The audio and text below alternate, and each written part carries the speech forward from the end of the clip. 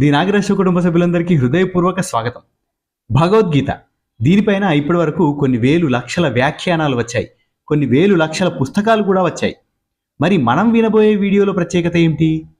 భగవద్గీత పైన సులభమైన, సరళమైన, స్పష్టమైన తెలుగులో చిన్నపిల్లవాడి దగ్గర నుంచి వృద్ధుల వరకు అందరికీ భగవద్గీత అంటే ఏంటో అర్థమయ్యేంత సరళంగా, సులభంగా ఇందులో వివరించడం జరిగింది. మన వాడుక భాషలో అందరికీ అర్థమయ్యేంత సరళంగా ఈ వీడియోలో తెలియపరచడం జరిగింది. అది కూడా సూటిగా, సుత్తి లేకుండా. భగవద్గీతలో ఉన్నటువంటి 18 అధ్యాయాలలో ఏముంది, ఒక్కొక్క అధ్యాయము దాని పేరు, అందులో ఉన్నటువంటి విషయాన్ని సూక్ష్మంగా, సంక్షిప్తంగా అందరికీ అర్థమయ్యేంత సరళంగా చెప్పడం జరిగింది. భగవద్గీతలో వచ్చేటటువంటి పాత్రలు 4. ఒకటి ధృతరాష్ట్రుడు, సంజయుడు, శ్రీకృష్ణుడు, అర్జునుడు. సంజయుడి పేర 41 శ్లోకాలున్నాయి. ధృతరాష్ట్రుడి పేర 1 శ్లోకం ఉంది. అర్జునుడు స్పందించి వ్యక్తం చేసిన భావాలను కృష్ణుడికి తెలియజేసినటువంటి శ్లోకాలు 84. శ్రీకృష్ణ పరమాత్మ ఆత్మతత్వాన్ని, ఆత్మవిశ్వాసాన్ని, పరమాత్మ విశ్వాసాన్ని అర్జునుడు అందుకోవడానికి చెప్పినవి 574 శ్లోకాలు. మొత్తం 700 శ్లోకాలు. దీన్నే భగవద్గీత అంటారు. భగవద్గీతలో వచ్చేటి 18 అధ్యాయాలు. అందులో మొదటి అధ్యాయం అర్జున విషాద యోగం. అర్జున విషాద యోగంలో అర్జునుడికి కలిగినటువంటి విషాద వర్ణన ప్రధానంగా చెప్పారు. యుద్ధభూమిలో శత్రుపక్షంలో తాత, గురువులు, మేనమామలు, సోదరులు, పుత్ర సమానులు, మనుమలు, ఇట్లా రక్త సంబంధీకులే కాకుండా మనసుకు దగ్గరైనటువంటి స్నేహితులు వీళ్ళందరూ అర్జునుడికి కనబడ్డారు. వాళ్ళందరినీ చూసేసరికి అంతుపట్టలేని దయ, మమకారం, అంతరంగికమైన దుఃఖంతో అర్జునుడు తన వారిని క్రూరంగా చంపి ఆ రక్తపు గూడు తినాలనా, రాజ్య పదవులు, భోగాలు అనుభవించాలనా అనేటటువంటి సందేహం అతనికి వచ్చి, వీళ్ళు ధర్మహీనులు అయినప్పటికీ, దుర్యోధనుడి పక్షాన నిలిచిన వారు అయినప్పటికీ, బంధువులైన వారిని చంపితే మహాపాపం కదా, వీరి భార్యలేమైపోతారు, కులస్త్రీలు వర్ణ సంకరానికి పాల్పడితే కులాచారాలేమైపోతాయి, పితృదేవతలకి పిండోదకాలు అందక అధోలోకాలకు వెళ్ళిపోతారు. నీతిగా, ధర్మంగా బ్రతకాలని కోరుకునే అర్జునుడిలో కలిగినటువంటి అంతర్యుద్ధం ఇది. ఈ అంతర్యుద్ధం వల్ల అర్జునుడు భారత యుద్ధానికి సుముఖంగా లేడు. పరమ పాపిష్ఠులు అయినప్పటికీ దుర్యోధనాదులను చంపడానికి ఆయనకు మోహం అడ్డు వచ్చింది. ఈ పరస్పర విరుద్ధమైన ధర్మ అధర్మ చింతనతో తన కర్తవ్యం ఏమిటో తెలియక ఆయన కొట్టుమిట్టాడాడు. ఇట్లా అర్జునుడి సందేహాలను తీర్చడానికి శ్రీకృష్ణుడు నిర్ణయించుకున్నాడు. ఇది అర్జున విషాద యోగంలో ఉన్నటువంటి 11 శ్లోకాలలో మనము దీన్ని నేర్చుకుంటాం. ఇది మొదటి అధ్యాయం. ఇక రెండవ అధ్యాయం, ఇది సాంఖ్యయోగం. సంఖ్యతో కూడుకున్నది కాబట్టి సాంఖ్యం. సంఖ్య అంటే సాధారణంగా లెక్క పెట్టడము అని అర్థం. కానీ భగవద్గీతలో జ్ఞానాన్ని, అజ్ఞానాన్ని బేరీజు వేసుకోవాలంటే ఆత్మ అనాత్మలను తెలుసుకోవాలి, ఆత్మ కాని వస్తువులను తెలుసుకోవాలి. ఆత్మ కాని వస్తువుల యొక్క సంఖ్యను చెప్పేదే సాంఖ్యయోగం. కనుక సాంఖ్యం అంటే ఏంటి? ఇక్కడ జ్ఞానము అని. ఈ తత్వాలన్నింటికి సాక్షిగా ఉన్నటువంటి పరమాత్మ అంటే భగవంతుడిని తెలుసుకోవడమే సాంఖ్య విద్య. ఈ అధ్యాయంలో చక్కగా ఆత్మస్వరూపం అనేది మనకు బాగా వివరించబడ్డది. ఈ విశ్వంలో నీరు, నిప్పు, నేల, నింగి, గాలి అనేటటువంటి 5 ఇవేంటి? పంచభూతాలు అంటాం మనం. ఈ పంచభూతాలు ఉండే దేహి అంటే భౌతిక స్వరూపం యొక్క నాశనం అనేది చెప్పబడ్డది. అయినా అర్జునుడు బంధుమిత్ర సోదరులైన వారిని రాజ్యాధికారం కోసం చంపడం పాపం అనే భ్రాంతి లోపలనే ఆయన ఉండిపోయి దుఃఖంలో మునిగిపోయిండు. పరస్పర విరుద్ధమైన భావాలతో ఉన్న అర్జునుడి మాటలు విని నవ్వుకొని అర్జునుడి అజ్ఞానాన్ని తొలగించడానికి శ్రీకృష్ణుడు సాంఖ్యయోగాన్ని చెప్పాడు. యుద్ధం చేయడానికి ఇష్టపడని అర్జునునితో నీది నీచమైన ప్రవర్తన, శాశ్వతంగా అప్రతిష్ట పాలవుతావు. అర్జున, ధర్మరక్షణ కోసం మహాయుద్ధం చేయవలసిన సమయంలో పామరులు తప్ప పండితులెవ్వరూ ఇలా మోహాన్ని పొందరు అన్నాడు శ్రీకృష్ణ పరమాత్మ. నీకు తగనటువంటి పని చేస్తున్నావు. స్వధర్మం విడవద్దు. యుద్ధ వీరునిలాగా ఉండు. నపుంసకుడిలాగా ఉండకు. అధైర్యం, మనోదౌర్బల్యం నీకు రావద్దు. అర్జున, లేవు, లేచి యుద్ధం చెయ్యు అన్నాడు శ్రీకృష్ణుడు. నిజమైన జ్ఞానం ఉన్నవాడు బ్రతికి ఉన్నవారి కోసం కానీ, చచ్చిన వారి కోసం కానీ దుఃఖపడడు. ఎందుకంటే ఆత్మ, శరీరం 2 వేర్వేరు. చావు పుట్టుకలం కేవలం శరీరానికే మాత్రమే ఉంటాయి, ఆత్మకు అవి లేవు. ఈ శరీరంలో బాల్యం, యవ్వనం, ముసలితనం అనే దశలు సహజంగా ఉంటాయి. ఈ అవస్థలన్నీ శరీరానికి మాత్రమే ఉంటాయి, ఆత్మకు చెందినవి కాదు. పాత బట్టలు ఎట్లయితే నలిగిపోయి, చిరిగిపోయి, చివికిపోతే వాటిని వదిలిపెట్టేసి మనం కొత్త బట్టలు ఎలా ధరిస్తామో అట్లాగే ఆత్మ కూడా కొత్త శరీరాన్ని ధరిస్తుంది. మనుగడకు కారణమైనటువంటి నీరు, నిప్పు, గాలి ఇవన్నీ కూడా శరీరం నాశనానికి కూడా కారణాలు. ఈ శరీరాలు కర్మఫలం వల్ల పుడతాయి, ఆ కర్మఫలం తీరగానే నశించిపోతాయి. ఏ వికారాలు లేనిది కనుక చావు, మనుగడ, పుట్టుట లాంటి స్థితులు శరీరంకే ఉంటాయి కానీ ఆత్మకు ఉండవు అని పరమాత్మ చెప్తున్నాడు. రోగికి శస్త్రచికిత్స చేయడం ప్రాణరక్షణ కోసం ఎట్లా అయితే అవుతుందో, ఎట్లా అయితే హింస కాదో, అట్లాగే అధర్మ పక్షాన నిలిచినటువంటి భీష్మ, ద్రోణాది పూజ్యులను చంపడం కూడా హింస కాదు. పరమాత్మ పరోక్షంగా చెప్పినటువంటి ఉపదేశం ఇది. ఓ అర్జున, ఈ కురుక్షేత్ర యుద్ధం నీవు కోరినది కాదు, కానీ దైవికంగా వచ్చిన ఈ యుద్ధంలో నువ్వు ధర్మదీక్షతో ఉండడం శ్రేయస్కరం. లేకపోతే నీకు దీర్ఘకాలం పాటు అపకీర్తి, పాపం ఇవి వస్తాయి. జయాపజయాలు, లాభ నష్టాలు, సుఖ దుఃఖాలు సమానంగా భరిస్తూ బుద్ధిని నిలకడగా ఉంచుకొని యుద్ధం నా కర్తవ్యం అని నువ్వు తెలుసుకోవాలి. అప్పుడే పాపం, అపకీర్తి, దరిద్రాలు నీ దరి చేరవు. ఒక యోగి సిద్ధిని పొందలేకపోవడం అనే ఆలోచన వీడి కర్మ చేస్తాడు. కాబట్టి నీవు యోగివై కర్మలు ఆచరించు, ఫలితం ఏదైనా దానిని ఉదారంగా స్వీకరించు అని పరమాత్మ బోధిస్తాడు. అర్జునుడు పరమాత్మని మనసులో అన్ని కోరికలను పూర్తిగా విడిచిపెట్టి నిరంతరం ఆత్మచింతనతో ఆనందాన్ని పొందే స్థితప్రజ్ఞుని లక్షణాలను వివరించండి భగవాన్ అని కోరుకుంటాడు. అప్పుడు పరమాత్మ, అర్జున, తాబేలు తనకి ఇష్టం లేని వాటి నుంచి తనను దూరం చేసుకోవాలని తల, కాళ్ళు, చేతులు వీటన్నింటినీ లోపలికి ఎట్లయితే తీసుకుంటుందో అట్లా 5 ఇంద్రియాల ద్వారా, అవేంటి, కన్ను, ముక్కు, చర్మం, చెవి, నాలుక, వీటి వల్ల కలిగే అనుభూతులకు లోను కాకుండా బుద్ధిని నిశ్చలంగా ఉంచుకోవాలి. లోపల ఉన్న ఆత్మ పైన మనస్సును నిలపడానికి అభ్యాసం చేయాలి. ఇది స్థితప్రజ్ఞతకు ప్రాథమికమైనటువంటి లక్షణం. అయితే కోరికలను మనస్సు నుంచి దూరం చేసుకోవడానికి ప్రయత్నిస్తున్న కోరికలు మనల్ని వదిలిపెట్టిపోవు. కారణం ఆశ, కోపం, భయం, స్వార్థం, అసూయ, దుఃఖం.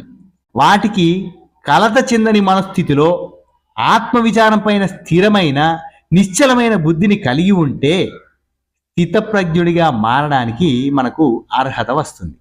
ఈ లోకాన్ని విలక్షణంగా చూసేటటువంటి శక్తి పొందుతుంది. కాబట్టి ఆత్మస్వరూపుడైన భగవంతుని పైన మనస్సు నిలిపి రాగద్వేషాలను పోగొట్టుకుని అతను ఇంద్రియ నిగ్రహాన్ని పొందుతాడు. మనస్సు నిర్మలంగా, నిశ్చలంగా ఉంటే బుద్ధి ఆకాశంలాగా స్థిరంగా ఉంటుంది. సమాజంలో ఉన్నప్పుడు మనస్సును అతలాకుతలం చేసే లౌకిక విషయాలు ఎన్నో వచ్చి పడతాయి. అయినా యోగి నిశ్చలంగా ఉంటాడు.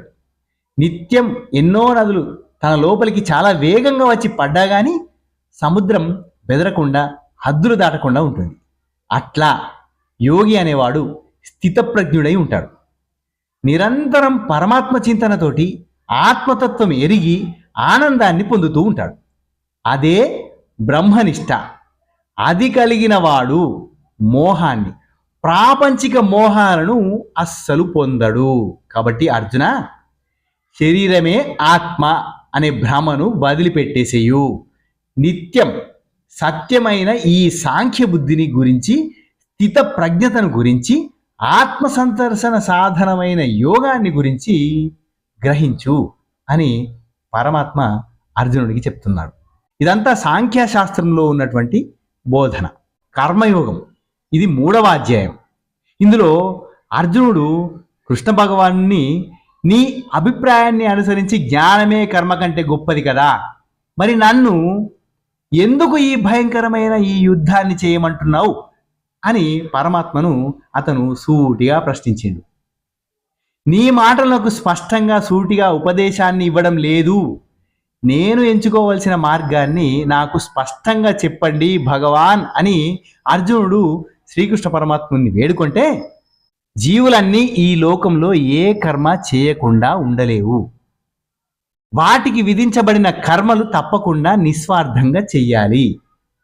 ఫలితాన్ని కోరకుండా తమ కర్తవ్యాన్ని భగవంతునికి సమర్పణ చేస్తున్నామనే చెయ్యాలి. ఇట్లా ఫలాపేక్ష అంటే ఫలితాన్ని ఆపేక్షించకుండా చేసే పనులే యజ్ఞాలు. కనుక యజ్ఞం అంటే సంప్రదాయాజ్ఞులు చేసే విధానం మాత్రమే కాదు. ముందుగా ఇంద్రియాలను లొంగదీసుకొని తర్వాత జ్ఞాన విజ్ఞానాలను నశింపజేసే పాపానికి ప్రతిరూపమైన కోరికలను తొలగించుకొని, ఇంద్రియాలు గొప్పవే కానీ వాటికన్నా మనస్సు, దానికన్నా బుద్ధి, దానికన్నా ఆత్మ గొప్పవి అని తెలుసుకోవాలి. అప్పుడు కోరికలను రేకెత్తించేటటువంటి ఇంద్రియాల ద్వారా వచ్చేటటువంటి ప్రమాదాలను మనస్సు ద్వారా జయించవచ్చు. మనోనిగ్రహం ద్వారా బుద్ధిని శుద్ధి చేసుకోవచ్చు. తద్వారా ఆత్మతత్వాన్ని తెలుసుకోవచ్చు. శాశ్వతమైన ఆనందాన్ని పొందవచ్చు. ఆ స్థితిలో ఉన్న జీవునికి శాశ్వతమైన బలమైన ఇంద్రియాల చేత కలిగే తుచ్చమైన అంటే నీచమైనటువంటి కోరికలన్నీ కూడా అప్పుడు నశించిపోతాయి. అద్భుతమైనటువంటి వ్యాఖ్యానం చేశారు కృష్ణ భగవానుడు. ఇక 4వ అధ్యాయం ఇది జ్ఞానయోగాన్ని గురించి తెలియపరుస్తుంది. ఈ అధ్యాయంలో జ్ఞానం యొక్క గొప్పతనాన్ని భగవానుడు వివరిస్తాడు. నిష్కామ కర్మ చేయడం వల్ల మనస్సు బుద్ధి శుద్ధమై విమలమైన జ్ఞానం కలుగుతుంది అంటాడు. నిష్కామ అంటే ఎలాంటి ఫలితాన్ని మనం ఆశించకుండా చేసేటటువంటి కర్మ వల్ల బుద్ధి మనస్సు శుద్ధమై విమలమైన జ్ఞానం కలుగుతుంది. నిష్కామ కర్మ దానివల్ల ఏర్పడే ఆధ్యాత్మిక జ్ఞానాన్ని అతి ప్రాచీన కాలంలోనే పరమాత్మ నుంచి సూర్యునికి, సూర్యుడి నుంచి మనువుకు మొదలైన మహర్షులకు, వారి ద్వారా ఇతరులకు లోకంలో ప్రచారమై కర్మాచరణలో నిష్కామత అనేది ఏర్పడ్డది. ఈ జ్ఞానం ఒక తపస్సు. ఇది గొప్ప యజ్ఞం. ఈ సంసార సాగరాన్ని దాటించేటటువంటి నౌక, అజ్ఞానాన్ని కాల్చివేసే అగ్ని, కర్మ మార్గాన్ని కొనసాగించే వేళ అడ్డుపడేటటువంటి సంశయాలకు జ్ఞాన చింతనే ఒక ఖడ్గం అంటాడు భగవంతుడు. అటువంటి జ్ఞానం పవిత్రమైన ఆచరణల ద్వారా మాత్రమే పొందవచ్చును. లోకంలో ఎన్నో యజ్ఞాలు ఉంటాయి, కానీ జ్ఞాన యజ్ఞం అనేది మాత్రమే చాలా గొప్పది. ఇదే మోక్ష సాధనం. దాని మహిమ అనంతమైనది. భగవానుడు 4వ అధ్యాయంలో మనందరికీ తెలియపరుస్తారు. ఇక కర్మ సన్యాస యోగం ఇది 5వ అధ్యాయం. దీంట్లో సత్కర్మలను చేసి ఆ కర్మల వల్ల లభించే ఫలితాన్ని భగవంతునికి అర్పించడం శ్రేష్టమా, లేకపోతే కర్మ సన్యాస యోగం శ్రేష్టమా అని అర్జునుడు భగవానుడిని ప్రశ్నిస్తాడు. అప్పుడు భగవానుడు ఏమన్నాడంటే, సన్యాసం అంటే త్యాగం, కాబట్టి కర్మ త్యాగాన్ని ప్రారంభంలో మనం అభ్యసించకూడదు. పరమాత్మకు కర్మఫలాన్ని సమర్పణ చేయడం, నిష్కామ కర్మను ఆచరించాలి.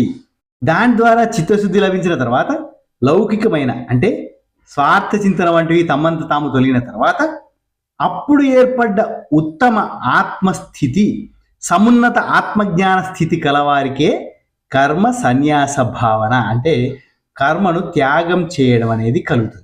కాబట్టి సాధకులు కర్మ సన్యాసం కన్నా కర్మయోగం శ్రేష్టమని మనకు తెలుసుకోవాలి. ఉత్తమమైన వ్యక్తులు లోకంలో మంచి చెడులను తెలుసుకొని ఉత్తమ కర్మలు చేసి ఆత్మ తత్వజ్ఞానంతో కర్మ ఫలితాన్ని పరమాత్మకు సమర్పించి స్వార్థ చింతన పూర్తిగా వదిలిపెట్టాలి. ఈ బాటలో ఆత్మజ్ఞానాన్ని ఎవరైతే పొందుతారో వారు గొప్పవారు. అసలు కర్మయోగం లేకుండా జ్ఞానయోగాన్ని పొందలేరు. కాబట్టి కర్మయోగి తొందరగా పరమాత్మకు చేరువవుతాడు. అంటే ఎవరి పనిని వారు నిర్వర్తిస్తూ జ్ఞానాన్ని సముపార్జించాలి, పరమాత్మ తత్వాన్ని తెలుసుకోవాలి అంటాడు భగవానుడు. ఫలమందు కోరిక లేక పనిచేయడం, ఫలితం మీద ఆశ లేకుండా పనిచేయడం, నిర్మలమైన హృదయాన్ని కలిగి ఉండడం, మనస్సును స్థిరంగా ఉంచుకోవడం, ఇంద్రియాలు రాగద్వేషాలకు లొంగకుండా ఉండడం, ఈ విశ్వం అంతటా పరమాత్మను చూసేటటువంటి స్థితిలో ఉండడం.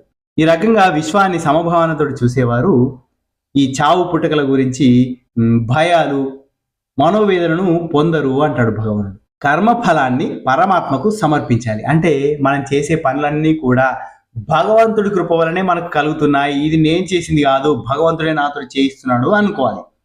అలా కాకుండా నా వల్లనే అన్ని కర్మలు జరుగుతున్నాయి, అన్నీ పూర్తవుతున్నాయి, అందువల్ల ఫలితం నాదే అనే భావన సంసారబద్ధుడైన జీవుడు దాని ద్వారా శాంతిని కోల్పోతాడు. ఇంద్రియ భోగాలు తాత్కాలికంగా ఉండేవి, దుఃఖాన్ని కూడా అవి కలిగిస్తాయి. వాటి పట్ల ఆసక్తిని పూర్తిగా తొలగించుకోవాలి. కామక్రోధాదులను విడిచిపెట్టాలి. మనోనిగ్రహం కలవారు, ఆత్మను గురించి తెలుసుకున్నవారు బ్రహ్మానందాన్ని పొందుతారు. తామరాకు మీద నీటి బొట్టులాగా పాపాలు అంటకుండా వారు బ్రతకగలుగుతారు. అధికారం కోసం వెంపలాడడం, డబ్బు సంపాదన, ఆస్తుల్ని అపరిమితంగా కూడబెట్టుకోవడం అనే నిరంతర సుఖచింతన పట్ల వ్యామోహాన్ని తొలగించుకోవాలి. అప్పుడు మనస్సు, బుద్ధి, ఇంద్రియాలు మన వశంలోకి వస్తాయి. ఇటువంటి సక్రమమైన జీవితం వల్ల కోరికలు, భయాలు, కోపాలు దూరమైతే మానవుడు ఈ లోకంలో ఆనందమయంగా ఉంటాడు. కేవలం పరమాత్మే యజ్ఞములకు, మంచి పనులకు, తపస్సులకు సిద్ధించే ఫలితాన్ని తీసుకోవడానికి అర్హుడు. అన్ని ప్రాణికోట్లకు ఆత్మీయుడు కేవలం పరమాత్మ మాత్రమే. కాబట్టి ఇక్కడ మనమంతా నిమిత్త మాత్రులము, ఇదంతా పరమాత్మ లీల వలనే జరుగుతుంది అనే విషయాన్ని గ్రహించమంటాడు భగవానుడు. అపారమైన దయ కలవాడు, పరిమితి లేని ప్రేమకు ఒక స్వరూపం. ఇది తెలుసుకున్న మానవుడే శాంతిని పొందుతాడు. ఇది కర్మ సన్యాస యోగంలో భగవానుడు చెప్పినటువంటి విషయాలు. ఇక 6వది, ఇది ఆత్మ సంయమ యోగం. ఆత్మ అనే పదానికి శరీరము, ఇంద్రియములు, మనస్సు, బుద్ధి, వీటన్నిటి ద్వారా నిగ్రహాన్ని పొందడమే ధ్యాన స్థితి. ప్రశాంతమైన మనసుతో భయం లేకుండా ఉండడం, బ్రహ్మచర్యాన్ని పాటించడం, మనస్సును కోరికలకు వ్యాకులం చెందకుండా ఉంచుకోవడం అనే స్థితి ఎలా సాధన చెయ్యాలో వాటికి కొన్ని పద్ధతుల ద్వారా తెలియజేసే అధ్యాయమే ఇది. గాలి కూడా వీచినటువంటి ప్రాంతంలో దీపం ఎలా అయితే నిశ్చలంగా ఉంటుందో అలా ఆత్మధ్యానంలో నిమగ్నమైన యోగి కూడా ఉంటాడు. కారణం, అతని మనస్సు నిశ్చలమైనటువంటి స్థితిలో ఉంటుంది. ఆ ధ్యాన అవస్థను అనుభవానికి తెచ్చుకోవాలనే వారు కఠినమైన ఉపవాసాలు చేయొద్దు, నిరంతరమైన భజన కూడా చేయొద్దు, ఎక్కువసేపు నిద్రపోవద్దు, బొత్తిగా నిద్రపోకుండా ఉండద్దు. ఇట్లాంటి పనులు భగవంతుడు చేయవద్దు అంటాడు. శుచిగా ఉండే మితమైన ఆహారాన్ని తీసుకుంటూ చక్కని నడవడిక కలిగి ఉండాలి అని భగవానుడు ఉపదేశిస్తున్నాడు. చేసే పనులన్నీ భూత దయతో చేయాలి, అంటే అన్ని ప్రాణుల మీద దయ చూపించాలి అని. ఎప్పుడు ఆత్మతత్వాన్ని తెలుసుకునేందుకు సంకల్పం కలిగి ఉండాలి. అప్పుడే ఆత్మతత్వాన్ని తెలుసుకోగలుగుతాడు. భగవత్ తత్వం అన్ని ప్రాణులలో ఎవడు చూస్తాడో వాడు ధ్యానయోగి మనస్సును సంపూర్ణంగా తెలుసుకోగలుగుతాడు అని భగవానుడు 6వ అధ్యాయంలో మనందరికీ తెలియపరుస్తున్నాడు. 7వ అధ్యాయం విజ్ఞాన యోగం. విజ్ఞాన యోగం అనుభవంతో కూడినటువంటి జ్ఞానం. పరమాత్మ ఒక్కడే గొప్పవాడు అని మనం తెలుసుకోవాలి. ఈ లోకంలో అనేక వేల మంది బుద్ధిజీవులైన మానవుల్లో ఏ కొద్ది మందో పరమాత్మ జ్ఞానాన్ని పొందుతారు. జ్ఞానాన్ని పొందిన వారిలో ఏ కొందరో పరమాత్మను చేరాలి అని ప్రయత్నిస్తారు. తెలుసుకున్న వారిలో ఏ కొందరో భగవంతుని తెలుసుకోగలుగుతారు, భగవంతుని దగ్గరికి చేరగలుగుతారు. ఆత్మానుభవం మాటలతో కలిగేది కాదు. దానికి ఎంతగానో ప్రయత్నం, పట్టుదల, ఇంద్రియ నిగ్రహం అవసరం. ముఖ్యంగా మనస్సును స్థిరపరచుకోవడం చాలా అవసరం. నేల, నీరు, నిప్పు, గాలి, ఆకాశం, మనస్సు, బుద్ధి, అహంకారం అనే 8 రూపాల్లో ఉంటుంది ఈ ప్రకృతి. ఇది చాలా అల్పమైనది. ఉత్పత్తి వినాశనం కల ఈ ప్రకృతిలోని అన్ని జీవులు దారంలో మణుల్లాగా పరమాత్మను ఆశ్రయించుకొని ఉంటాయి.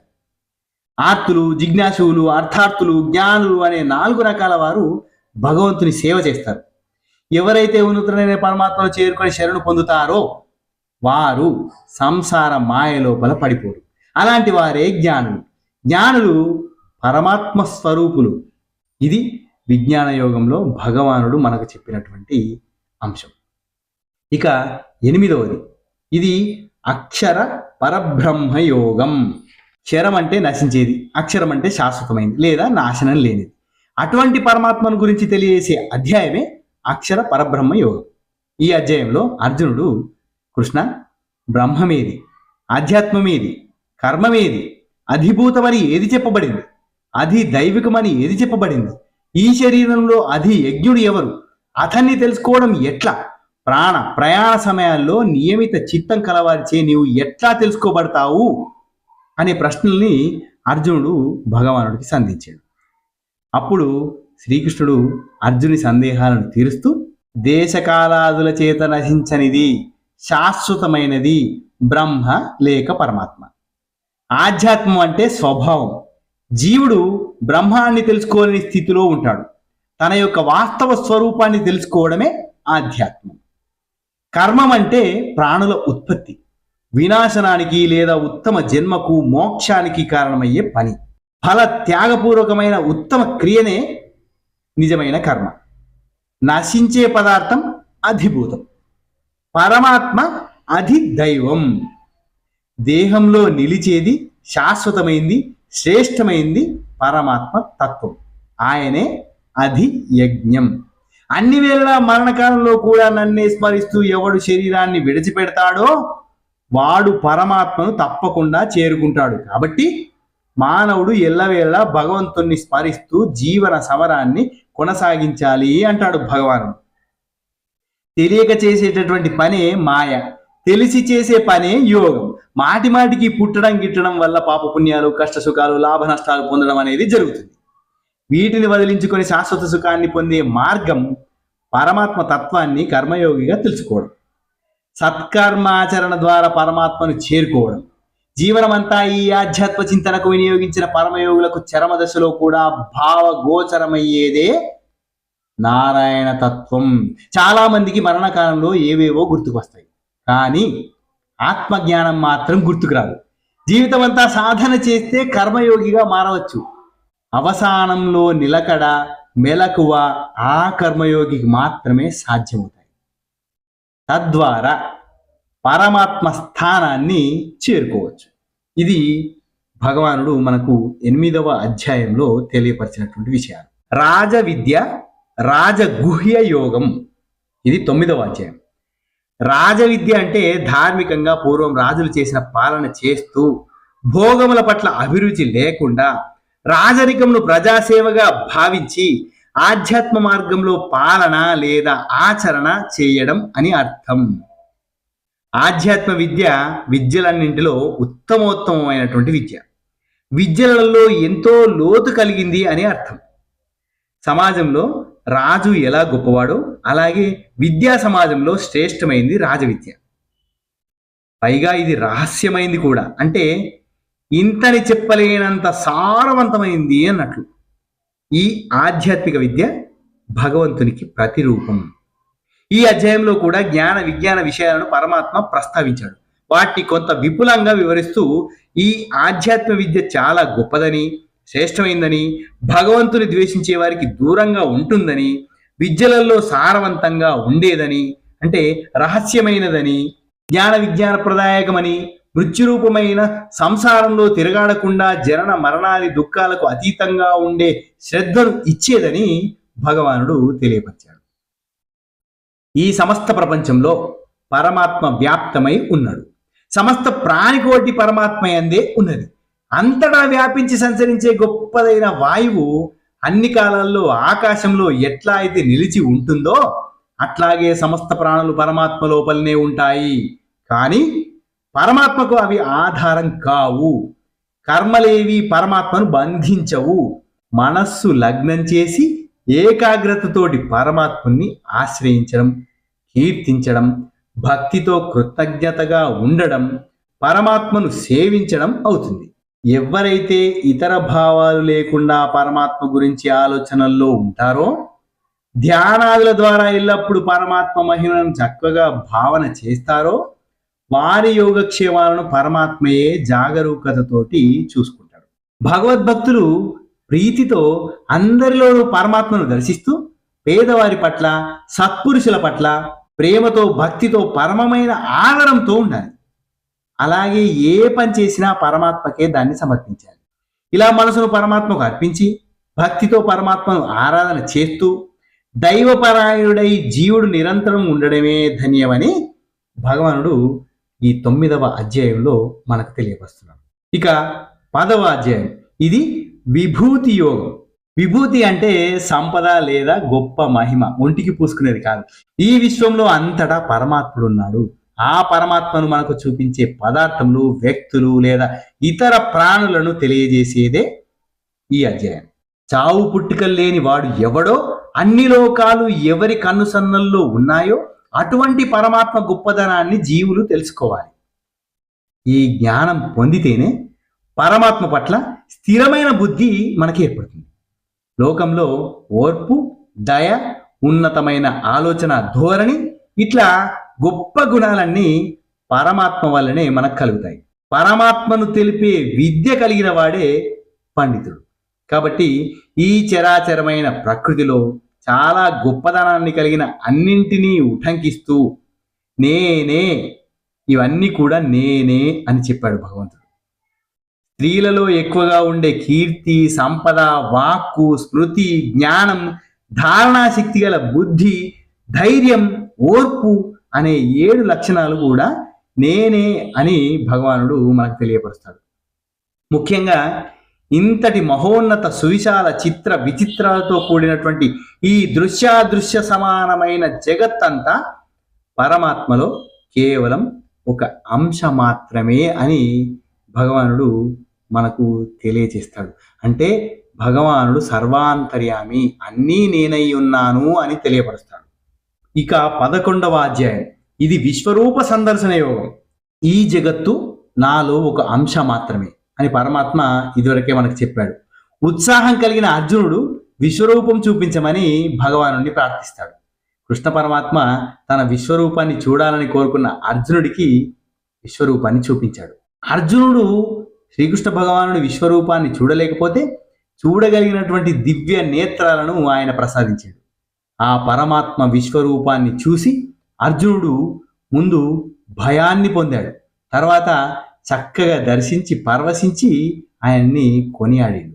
ఈ అధ్యాయంలో అనేక ముఖాలతో, కళ్ళతో, ఆభరణాలతో, ఆయుధాలతో, ఇంకా ఎన్నో రకాల ప్రకాశమానమైన వాటితో ఉండే రూపాన్ని పరమాత్మ చూపించాడు. వేల కొద్ది సూర్యుల కాంతితో ఉండే విశ్వరూపం అది.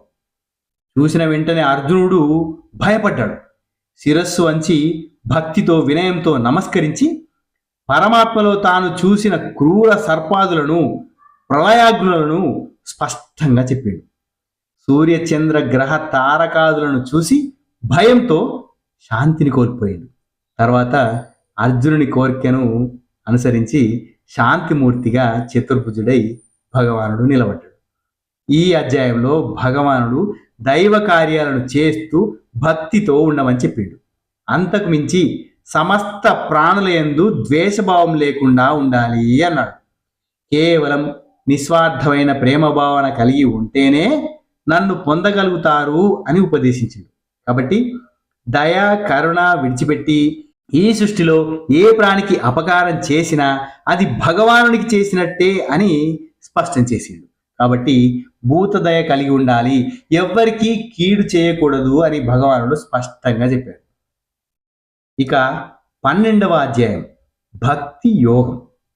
భక్తిని, భక్తుని గురించి చక్కగా వివరించిన అధ్యాయం కావడం వల్ల దీనికి భక్తి యోగం అని పేరు వచ్చింది. 2వ అధ్యాయం నుంచి 11వ అధ్యాయం వరకు సాకార, నిరాకార రూపాలలో ఉండే భగవంతుని ఉపాసనను, పరమాత్మ తత్వాన్ని, జ్ఞానం యొక్క గొప్పదనాన్ని భగవానుడు వివరించాడు. అట్లానే విభూతి యోగం, విశ్వరూప సందర్శన యోగాలలో కూడా సగుణ పరమాత్మ ఉపాసనను, సాకార అర్చనను భగవానుడు మనకు తెలియపరిచాడు. అంతకుముందు పరమాత్మ అక్షర నిరాకార ఆత్మోపాసనకు చెందిన విషయాలను విన్నటువంటి అర్జునుడు ఈ 12వ అధ్యాయంలో సాకార నిరాకార ఉపాసకులలో ఎవరు గొప్పవారు లేదా ఎవరు భగవంతునికి అత్యంత ప్రియులు అని అడిగాడు. అప్పుడు భగవానుడు మనస్సును పరమాత్మయందే నిలిపి ఉంచేవాడు, ఎల్లవేళ భగవంతుని చింతనాపరుడై ఉండేవాడు, పరమాత్మకు చెందిన విషయాలలో చాలా శ్రద్ధతో ఉండేవాడు గొప్పవాడని ఆయన తెలియపరిచాడు. మానవుడు భక్తికి, శ్రద్ధకు, ఏకాగ్రతకు ప్రాధాన్యాన్ని ఇచ్చి ఇంద్రియాలను నియంత్రించుకోవాలి, అన్ని జీవుల యందు సమభావం కలిగి ఉండాలి, అన్ని ప్రాణుల యొక్క ఉన్నతిని కోరుకోవాలి, ఇట్లాంటి నిశ్చలమైన బుద్ధి కలిగిన వాడు చక్కగా లోక ధర్మాలను ఆచరిస్తాడు, శ్రద్ధతో భగవంతుని పట్ల భక్తిని అలవర్చుకుంటాడు, తద్వారా భగవానుడికి ప్రీతిపాత్రుడవుతాడు. భగవంతుని ఆశీర్వాదం పొందే భక్తుడి లక్షణాలను భగవానుడు మనకు తెలియపరుస్తాడు. ఇక 13వ అధ్యాయం క్షేత్రజ్ఞ విభాగ యోగం. క్షేత్రం అంటే శరీరం, క్షేత్రజ్ఞుడు అంటే ఆత్మ. నిజానికి ఆత్మ సత్యం కానీ శరీరం మాత్రం సత్యం కాదు. ప్రాధాన్యం కూడా శరీరానికి లేదు. కానీ ప్రతి జీవుడు ప్రధానమైన ఆత్మవిచారం లేకుండా ఉంటాడు. బాల్యం, యవ్వనం, ముసలితనం మొదలైన వికారాలను పొందడం, తర్వాత నశించడం ఇట్లాంటివి కలిగినది ఈ శరీరం. ఇటువంటి శరీర సంబంధమైన సుఖాలకు ప్రాధాన్యమును ఇచ్చి ఆత్మతత్వాన్ని, పరమాత్మతత్వాన్ని మానవుడు తెలుసుకోలేకపోతున్నాడని ఈ అధ్యాయంలో భగవానుడు మనకు బోధిస్తున్నాడు. సాధారణంగా క్షేత్రం అంటే పొలం, భూమి. పంట పండించుకోవడానికి, ఫలాలను పొందడానికి ఈ భూమి అనేది ఆధారం. అలాగే జీవుడు హృదయంలో జ్ఞానాన్ని పొందడానికి, తద్వారా మోక్షం అనే ఫలాన్ని పొందడానికి శరీరం పొలం లేదా ఆధారం. శరీరంలో జీవుడు సాక్షి, సుఖ దుఃఖాలు లేనివాడు, నాశనం లేనివాడు అయితే ప్రజ్ఞావంతుడిగా వెలుగొందుతూ ఉంటాడు. ఈ జీవుడు 20 జ్ఞాన గుణాలను పొంది ఉండాలి. ఆ 20 ఏంటి? 1. తనను తాను పొగుడుకొనకుండా ఉండడం. 2. డంబం లేకుండా ఉండడం. 3. పరప్రాణులను హింసించకుండా ఉండడం. 4. ఓర్పు కలిగి ఉండడం. 5. నిజాయితీ కలిగి ఉండడం. 6. గురుసేవ చేయడం. 7. మనసులోనూ శరీరపరంగా శుభ్రత కలిగి ఉండడం. 8. మంచి మార్గంలో నిలకడగా ఉండడం. 9. మనస్సును బాగా అదుపులో ఉంచుకోవడం. 10. శరీర సుఖాల పట్ల కోరిక లేకుండా ఉండడం. 11. అహంకారం లేకుండా ఉండడం. 12. పుట్టుక, చావు, ముసలితనం, రోగం అనే వాటి వల్ల ఏర్పడే శారీరక కష్టాలను పదే పదే తలుచుకోకపోవడం. 13. సంతానం పట్ల, భార్య పట్ల, ఇల్లు, ఇతర సంపద పట్ల ఎక్కువ ఆసక్తి లేకుండా ఉండడం. 14. వీటి వల్ల వచ్చే సుఖ దుఃఖాల గురించి ఎక్కువగా ఆలోచన లేకుండా ఉండడం. 15. ఇష్టమైనది లేదా కష్టమైనది చేకూరినప్పుడు సమబుద్ధి కలిగి ఉండడం. 16. భగవంతుని పట్ల అపార భక్తిని కలిగి ఉండడం. 17. ఎక్కువగా ఏకాంత ప్రదేశంలో ఉండడం. 18. సమాజం పట్ల ఎక్కువగా అనురాగం లేదా దృష్టి కలిగి ఉండకపోవడం. 19. ఎల్లప్పుడూ ఆధ్యాత్మిక జ్ఞానం కలిగి ఉండడం. 20. ఆత్మజ్ఞానం యొక్క గొప్ప ప్రయోజనాన్ని తెలుసుకోవడం. ఈ గుణాలు కలిగి ఉండడం వల్ల జీవి శరీరహీనతను, ఆత్మ యొక్క మహిమను తెలుసుకోగలుగుతాడు.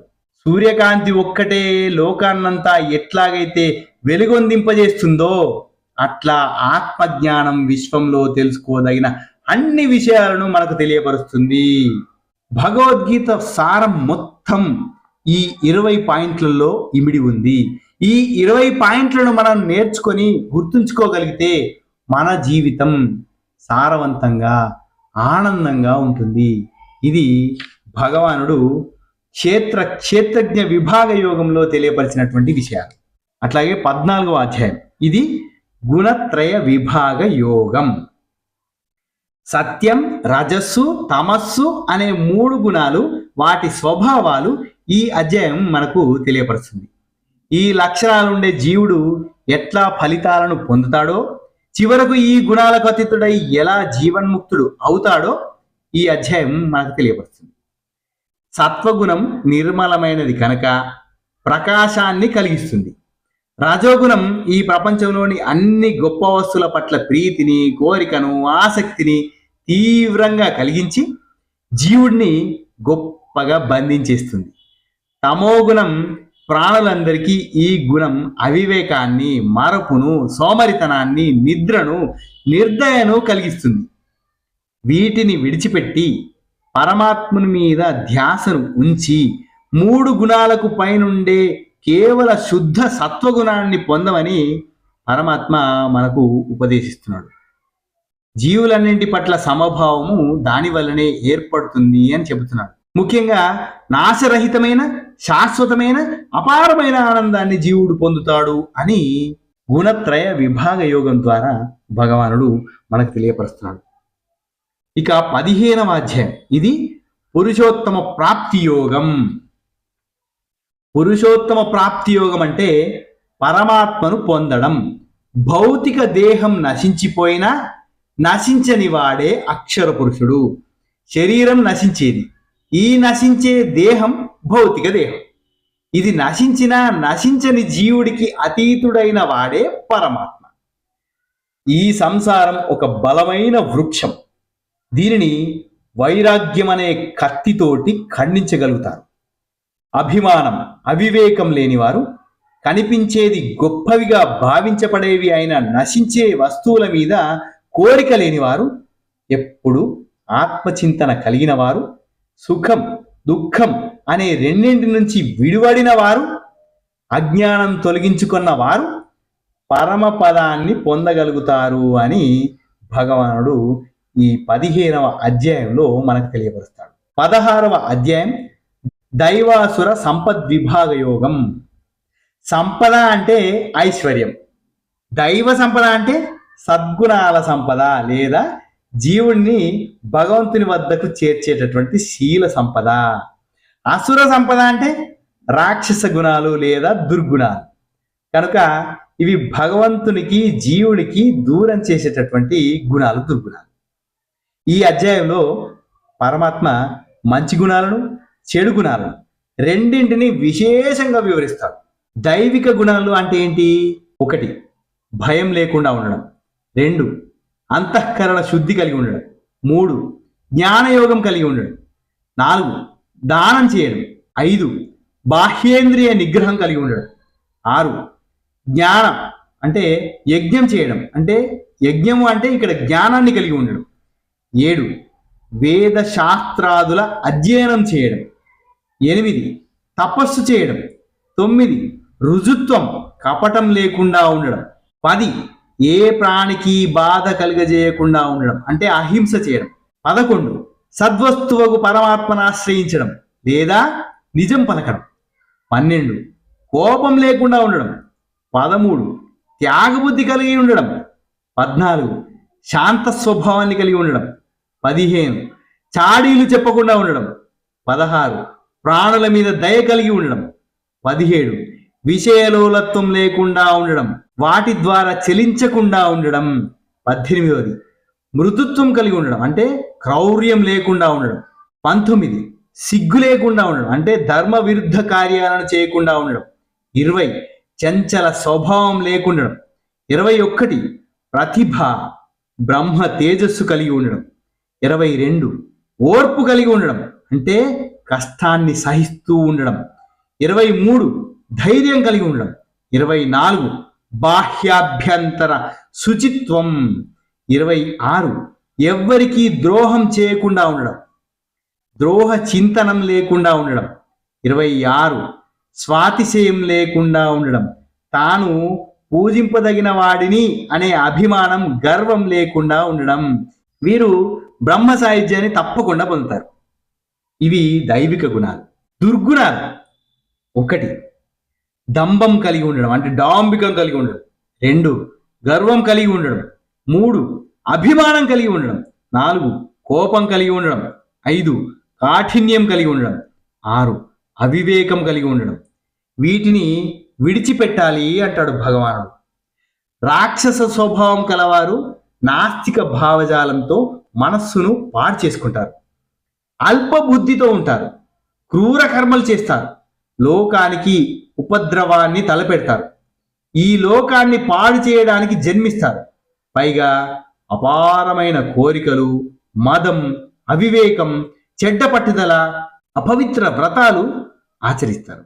అంతేకాదు పెద్దల పట్ల వినయం లేకుండా ఉంటారు, అహంకారం కలిగి ఉంటారు, అసూయ మొదలైన దుష్ట లక్షణాలతో ఉంటారు. వీరి జన్మలు హీనంగా ఉంటాయి. అయితే సన్మార్గంలో ఉండి ధర్మశాస్త్రాలు చెప్పిన గొప్ప కర్మలను చేసేవారు ఉత్తమ గతులను పొందుతారు అని ఈ అధ్యాయంలో భగవానుడు మనకు స్పష్టమైనటువంటి సందేశాన్ని అందిస్తున్నాడు. ఇక 17వ అధ్యాయం, ఇది శ్రద్ధాత్రయ విభాగ యోగం. శ్రద్ధ అంటే ఏకాగ్రత. శ్రద్ధ గలవారు 3 రకాలుగా ఉంటారని శాస్త్రాలు తెలియపరుస్తున్నాయి. సాత్విక శ్రద్ధ గలవారు, రాజసిక శ్రద్ధ కలవారు, తామసిక శ్రద్ధ కలవారు. ఈ సాత్విక, రాజస, తామస గుణాల గురించి విశదంగా చెప్పినటువంటి అధ్యాయమే శ్రద్ధాత్రయ విభాగ యోగం. ఈ అధ్యాయంలో శాస్త్రం చెప్పినట్లు ప్రవర్తించాలని, రాక్షస స్వభావాన్ని విడిచిపెట్టాలని భగవానుడు తెలియపరుస్తాడు. అంటే మంచి ఆహారం ఆయుష్ను, మనోబలాన్ని, దేహబలాన్ని, ఆరోగ్యాన్ని, సౌఖ్యాన్ని, ప్రీతిని బాగా పెంపొందిస్తుంది. రసం గలవి శరీరంలో చాలా కాలం ఉంటాయి. మంచి ఆహార పదార్థాలు సత్వగుణం కలవారికి ఇష్టమై ఉంటాయి. ఇక రజోగుణం ఎక్కువ కలవారికి చేదు, పులుపు, ఉప్పు, మిక్కిలి వేడి, కారం, చమురు లేనివి, బాగా దాహం కలిగించేవి, మనసుకు దుఃఖాన్ని, వ్యాకులాన్ని కలిగించేవి ఇష్టంగా ఉంటాయి. ఇక తమోగుణం ఎక్కువ కలవారు చల్లారిపోయినవి, ఉడకనివి, సారం లేనివి, దుర్గంధం కలిగినవి, ఒకరు తినగా మిగిలినవి, భగవంతునికి నివేదింపబడని ఆహార పదార్థాలను ఇష్టంగా తింటారు. ఇట్లా సత్వగుణం, రజోగుణం, తమోగుణం కలిగిన వారు ఎలాంటి ఆహార పదార్థాలను ఇష్టపడతారో భగవానుడు శ్రద్ధాత్రయ విభాగ యోగంలో అద్భుతంగా వివరించారు. అట్లాగే శాస్త్రం చెప్పినట్లు కర్మలు చేసేవారు, ప్రతిఫలాన్ని కోరని వారు వీళ్ళే సాత్వికులు. ఫలాన్ని కోరి పేరు ప్రఖ్యాతుల కొరకు కర్మలు చేసేవారు రజోగుణం గలవారు. తమోగుణం గలవారు తమకు శాస్త్రం చెప్పినవి మంత్రరహితమైనవి, దక్షిణ లేనివి, అసలు శ్రద్ధ లేనివి అయినటువంటి కర్మలను చేస్తారు అని కూడా చెప్పారు.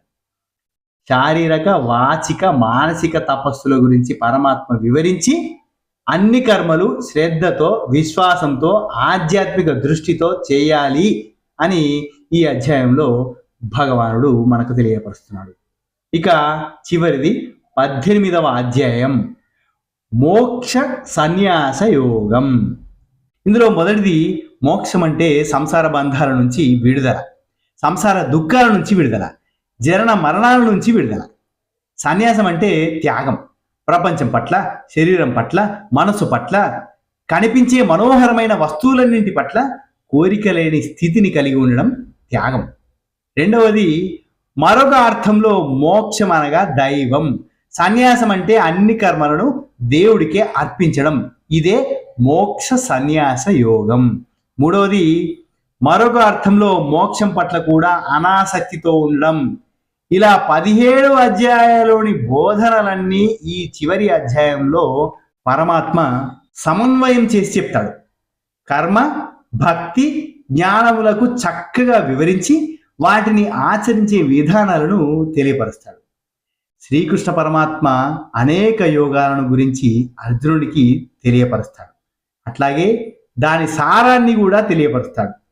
ఈ గీత అన్ని ఉపనిషత్తులకు సారం, సమన్వయ స్వరూపం, మానవుడిని మహోదాత్తుడిగా తీర్చిదిద్దేటటువంటి అమృత భాండం, దైవ తత్వాన్ని తెలుసుకోవడానికి, ఆదర్శవంతంగా జీవించడానికి, జీవన్ముక్తుడు కావడానికి భగవద్గీత ఒక దివ్య ఔషధం. ఈ వీడియో మీకు బాగా నచ్చితే లైక్ చేసి ఇలాంటి అద్భుతమైనటువంటి సారంతో కూడిన వీడియోలు ఇంకా ఎక్కువ మందికి చేరే విధంగా షేర్ చేసి, మన ఛానల్కు కొత్తగా వచ్చిన వారైతే సబ్స్క్రైబ్ చేసుకొని మీ అభిప్రాయాన్ని నిర్మోహమాటంగా కామెంట్ బాక్స్లో తెలియజేస్తారని ఆశిస్తూ ధన్యోస్మి. ఇలాంటి అద్భుతమైన వీడియోలతో మరొకసారి మీ ముందుకు వస్తాను. అంతవరకు సెలవు. ధన్యోస్మి. శుభం భూయాత్.